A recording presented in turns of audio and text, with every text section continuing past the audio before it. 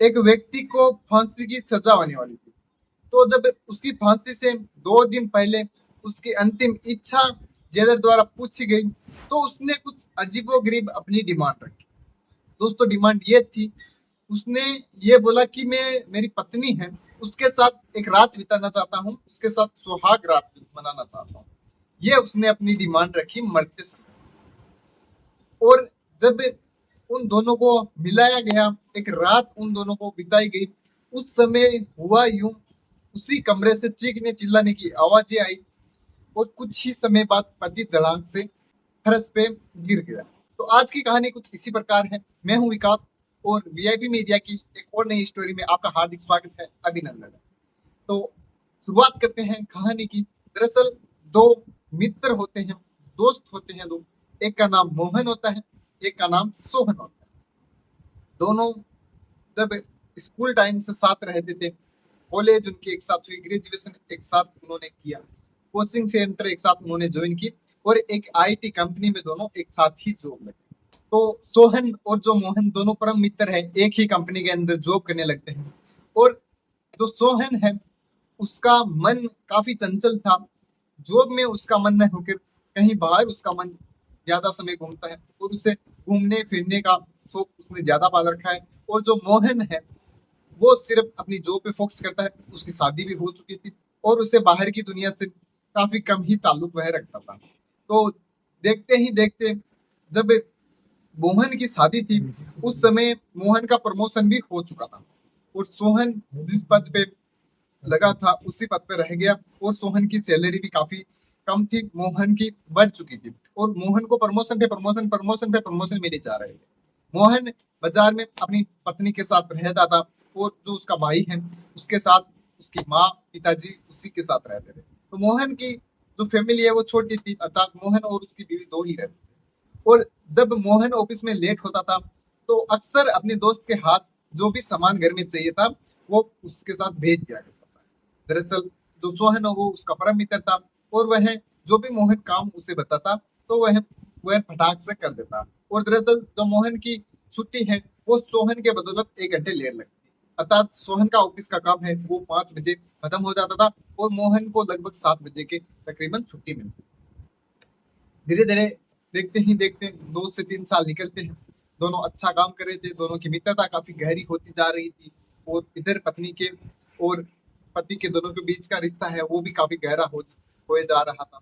अब एक दिन हुआ क्यों, मोहन और सोहन पार्टी कर रहे थे और जैसे ही उनकी पार्टी खत्म होती है, अगला दिन होता है, सुबह ऑफिस में उठ के जाते हैं। मोहन अपने घर से वापस आता है और सोहन अपने रूम में चला जाता है। तो जो मोहन की पत्नी है वो सोहन के बारे में बोलती है कि तुम्हारा दोस्त है, वो मुझे गलत नजर से देखता है, उसके इरादे मुझे कुछ सही नहीं लगते। ये बात सुनकर मोहन काफी अचंभित रहता है। अब वो इस कंगाल में था कि ना तो उसे अपनी पत्नी की बात पे यकीन हो रहा था और एक तरफ जो मोहन उसका परम मित्र था, दोस्त पे भी वो शक नहीं कर सकता।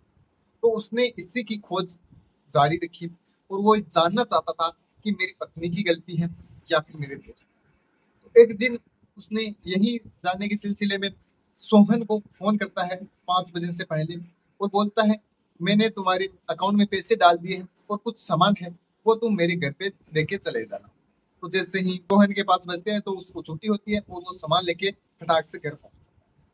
अब पीछे से मोहन भी तहकीकात करने में जुटता है, देखता है मोहन मेरी बीवी के साथ गलत करता है या बीवी मेरी झूठ बोल रही थी। तो पीछे पीछे वो ही चुपके घर तक पहुंचता है। तो अंदर जाके देखता है तो दोनों एक दूसरे से बातें कर रहे थे और मोहन की बीवी है वो सोहन से बोल रही थी, तुम मेरे साथ ऐसा मत करो और अब हमारा बहुत दिन हो चुके हैं, मैं मोहन को बता दूंगी। इस तरह की बातें दोनों करते हैं और ये बातें जब मोहन सुनता है तो उसके पैरों तले जमीन खिसक जाती है और वो वहीं से वापस ऑफिस के लिए निकल जाता है। तो ऑफिस का टाइम होता है तो उसे घर जाने दिया जाता है, तो वो घर जाके बिना बोले खाना खाए सो जाता है। अब 2 से 3 दिन गुजरते हैं और दोनों मित्र पार्टी करते हैं, अर्थात शाम का समय रहता है। तो देखते ही देखते जब नशा उनका गहरा होता चला जाता है, तो मोहन सोहन से पूछते हूँ, तुम्हारा और मेरी बीबी का अफेयर कितने दिनों से चल रहा है? ये बात जब सोहन सुनता है तो उसके पैरों तले जमीन खिसक जाती है। वो बोलता है भाभी जी के साथ मेरा कोई अफेयर नहीं, भाभी वो मेरी माँ समान है, ऐसा कुछ उसे बोलने लगता है। फिर मोहन पूछता है मेरी बीवी ने तुम्हें पहले बोला या तुमने उससे कहा? मोहन उसकी बातों को नहीं सुनता है और अपनी ही बातें वहां पे बोलता रहता है। तो दोनों की बातचीत धीरे धीरे बढ़ती चली गई और दोनों एक दूसरे पे हाथापाई करने लगे और पास ही में रखा एक चाकू टेबल पे था, तो उसे मोहन उठाता है और सोहन के गले पे वार करता है और उसकी वही ऑन द स्पॉट मौत हो जाती है। अब मौत होने के बाद मोहन ये समझता था कि पुलिस 100% जान के रहेगी कि सोहन की मृत्यु के पीछे किसका हाथ है, तो इससे अच्छा है मैं खुद ही सिलेंडर कर देता हूँ। तो खुद के सिलेंडर करने से उसको उसने ये सोचा कि मुझे थोड़ी सजा भी कम हो जाएगी, तो उसने पुलिस को कॉल लगाया और पुलिस को सारी घटना के बारे में बताया कि मेरे हाथों एक कत्ल हो चुका है और गलती से कत्ल हो चुका है, आप यहाँ पे आइए और यहाँ का मोर्चा आप संभालिए। पुलिस वहां पे आती है और सोहन है वो वहीं पे लेटा था, उसकी मृत्यु हो चुकी थी और मोहन ने अपना जुर्म भी कबूल कर लिया था। कुछ दिन बाद कोर्ट में मोहन को पेश किया जाता है, तो वहीं पे वो अपनी जुर्म है वो कबूल कर लेता है। बट वहां पे वो ये नहीं बताता है कि आखिर क्यों मैंने सोहन का कत्ल किया। ये बात वो जब वहां अदालत के अंदर नहीं बताता है और ना ही पुलिस वालों को बताता है, तो उसे मौत की सजा सुना दी जाती है, फांसी की सजा उसे सुना दी जाती है। तो देखते ही देखते 3 से 4 महीने बीत जाते हैं और उसकी फांसी का वो दिन है जो डेट दी गई थी वो अब करीब आ गई थी। और जब फांसी के 2 दिन बचे तो मोहन को पूछा गया कि तुम्हारी आखिरी इच्छा क्या है। तो उसने अपनी एक अजीबोगरीब आखिरी इच्छा वहां पे जताई। उसने कहा कि आखिरी बार मेरी आखिरी इच्छा यही है कि मैं एक रात मेरी पत्नी के साथ बिताना चाहता हूँ, सुहाग रात में मेरी पत्नी के साथ मनाना चाहता हूँ। तो आप मेरा एक रूम सजाइए और मेरी पत्नी को बुला दीजिए और मैं अपनी सुहाग रात वहीं मना लूंगा। तो ये सब मुमकिन था, उसकी शादी हो चुकी थी और उसने जो आखिरी इच्छा जताई थी वो भी पूरी हो सकती थी। तो वहीं के जो थानाधिकारी है उन्होंने उसकी पत्नी को ये संदेश पहुंचा दिया गया और अगले ही दिन शाम को उसका जो प्रोग्राम है उसने बनाया था वो सब कुछ उसी के मुताबिक उसी ने तय किया था और उसी के मुताबिक हो रहा था। अब जिस कमरे में उन दोनों को मिलाया जाने वाला था वहां के थानाधिकारी ने वहां पे 2 सीसीटीवी खुफिया कैमरेज लगा दिए और कैमरों में फोटोज के साथ ऑडियो एक्सेस भी वहां पे लगा दिया था, अर्थात उस कमरे की हलचल वो देख सकते थे और वहां पे जो भी बातें होने वाली थी वो सुन सकते थे।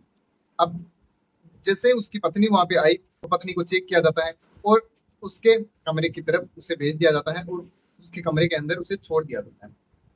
अब कमरा काफी बड़ा था, गेट पे लोग तो वो लगा नहीं सकते थे, पर्दे को वहां पे डाल दिया और पर्दे से कमरे के अंदर जाकर कोई नहीं देख सकता और 2 सिपाही वहीं पे तैनात।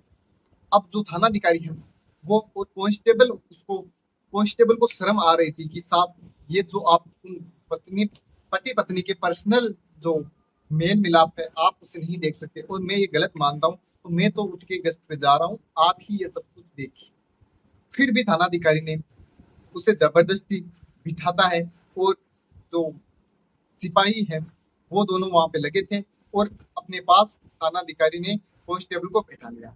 अब जैसे जैसे टाइम होता है दोनों एक दूसरे के आमने सामने बैठते हैं, बातें करते हैं और बातों ही बातों में एक दूसरे से वो झगड़ने लगते हैं।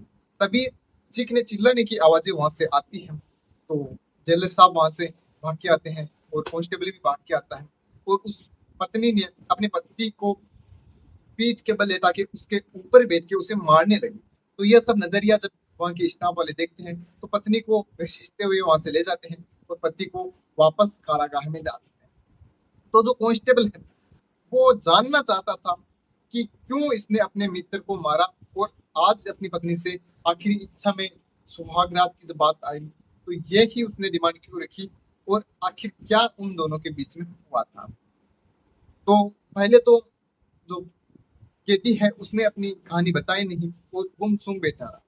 फिर जब कांस्टेबल है उसने ये कहा कि ये जो तुम्हारी हरकत है वो सारी कैमरे में कैद हो चुकी है और तुम्हारे सारा वीडियो रिकॉर्ड हो चुका है, तो इससे अच्छा है तुम हमें सारी घटना के बारे में बता दो वरना हम फिर से खोजबीन करेंगे और तुम्हारी पत्नी से डरा कर धमका कर पूछेंगे और ये वीडियो दिखाकर जब उसको पूछेंगे तो वो अपना जुर्म वो भी कबूल कर लेगी और वो भी सारी घटना के बारे में बता देगी। तो कैदी बोलता है कि मैं तुम्हें शुरू से बताता हूँ। तो बताता है कि मेरी पत्नी किस किस सोहन है, उसने एक बार मेरे से कहा कि मेरी पत्नी के अफेयर कई लोगों के साथ है और वो मुझे भी टॉर्चर कर रही है, अपने साथ रिलेशनशिप में लाने की कोशिश कर रही है। जब ये बात मोहन ने अपने दोस्त से सुनी तो उसने विश्वास नहीं किया और उससे थोड़ा लड़ाई झगड़ा किया और धीरे धीरे जानने लगा। तो सच उसने कुछ इस प्रकार जाना। तो उसकी बीवी है वो रोज रोज यही कहती है कि तुम्हारा दोस्त मेरे साथ गलत काम करता है, मेरे साथ छेड़छाड़ करने की कोशिश करता है और मेरे साथ जबरदस्ती करने की कोशिश करता है। तो एक दिन मैंने उनको रंगे हाथों दोनों को पकड़ लिया था। उस समय सोहन चिल्ला चिल्ला के मेरी पत्नी से बोल रहा था। तो मुझे लगा कहीं ना कहीं मेरी पत्नी की इसमें गलती नहीं है, मेरी दोस्त की इसमें गलती है। तो मैंने उसे रूम पे बुलाया, पार्टी वार्टी हम कर रहे थे। तो जब हम दोनों ही नशे में थे तो उससे मैंने बातें जब पूछना स्टार्ट किया तो उसने मेरे पे हाथ उठाना स्टार्ट कर दिया और दोनों का झगड़ा इस कदर बढ़ गया कि मेरे हाथ में चाकू आ गया और चाकू से मैंने गलती से उसे वार कर दिया और उसकी वहीं पे मौत हो गई। फिर जब मुझे धीरे धीरे पता चला कि मेरी पत्नी ही की इसमें गलती थी। जो मेरी पत्नी है उसने काफी मर्दों से पहले से ही संबंध बना रखे थे और वह काफी लोगों के साथ रिलेशनशिप में थी और उसी ने मोहन से जबरदस्ती हाँ करवाने की कोशिश वो कर रही थी ताकि वो अपनी इच्छाओं की पूर्ति कर। ये बात जब उसे पता चलती है तो वह एक बार अपनी पत्नी के मुंह से ये सब बातें सुनना चाहता था। तो उसने ये सब प्लान किया कि मैं एक सुहागरात के बहाने मेरी पत्नी से मिलूंगा और ये जब सारी बातें उससे पूछूंगा तो मुझे वो कुछ ना कुछ बताएगी और ये मेरी अंतिम इच्छा है सच जाने की, वो मैं उसके मुंह से सुनना चाहता था। तो हुआ वैसा ही कि मेरी पत्नी ने सारा जुर्म जो भी किया था और उसके जो भी मर्दों से संबंध थे वो आज मुझे बता दिए हैं, क्योंकि अब तो मैं कुछ कर नहीं सकता, इस जेल से बाहर ही आ नहीं सकता और 2 दिन के बाद तो मुझे सजा होने वाली है, मेरी फांसी होने वाली है। तो मैं उसमें कुछ भी नहीं कर सकता। यही सुनकर जब मेरी पत्नी ने मुझे मारना स्टार्ट किया तो मैंने भी उसे मौत की घाट उतारने की सोची, पर मैं नाकामयाब रहा। वो मेरे पे हावी रही और मुझे मारने लगी।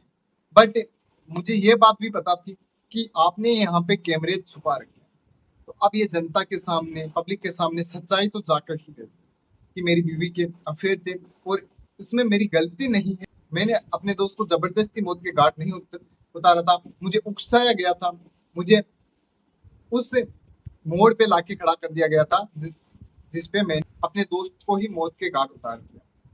तो इसमें मेरी गलती नहीं है और मेरे को सजा तो होने वाली है, वो तो होकर रहेगी। बट जो मेरे पे कलंक लगा है वो अब कुछ कम हो जाएगा। जो मेरे सर पे कलंक का ताज है वो लोगों के बीच में अब नहीं रहेगा और जो मेरी बीवी की गलती है वो ही जनता के सामने। और यह कहानी यहीं पे समाप्त होती है। अगर कहानी में कुछ गलत कहा है तो क्षमा करना। और मैंने ये कहानी किसी की पर्सनल भावनाओं को ठेस पहुंचाने के लिए नहीं कही है और मैं किसी की पर्सनल भावनाओं के साथ छेड़छाड़ करने की कोशिश नहीं कर रहा हूँ। अगर कोई गलती हुई तो क्षमा करना। मैं मिलूंगा किसी नेक्स्ट और नई कहानी में, तब तक के लिए धन्यवाद। जय हिंद, राम राम।